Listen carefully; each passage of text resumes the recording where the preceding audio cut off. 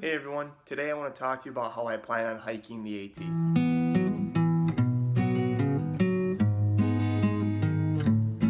the first thing I want to talk about today is if I'm going to be hiking solo or as part of a larger group.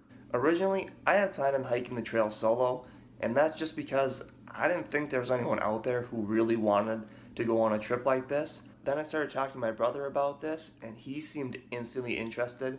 And as I started talking more and more about it and became more serious about actually hiking the whole trail, he said that he'd want to do it too. So I'll actually be hiking with my older brother for this trip. So I'm really excited to have someone coming along with me on this trip, but I also know that hiking with someone for this long is going to present its fair share of challenges. And since we know these challenges are going to come up as we're out on the trail, we plan on talking about them before we even get out there to kind of just prepare ourselves for what we're going to come up against. And some of the things we'll talk about are the pace we'll hike at, how often we plan on stopping, and a little more importantly, how we'll handle if someone gets hurt. So will we both get off the trail when someone gets hurt?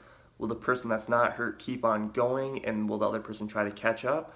Or will we both just hang back and see if the person can heal up, and then we can both hike out together? One more important thing we'll talk about is setting up alone time when we're out on the trail.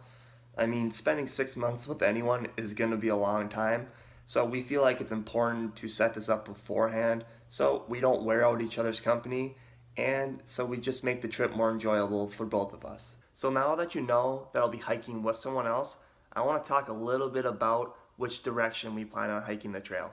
Now, there are a few different ways you can go about hiking the AT. The first and most common is hiking from Springer Mountain in Georgia to Mount Katahdin in Maine, and that is considered northbound. Then you also have the reverse of that, which is considered southbound, which is starting at Mount Katahdin in Maine and finishing off at Springer Mountain in Georgia. This one's not as common, but there are still a handful of people that go about hiking the AT that way.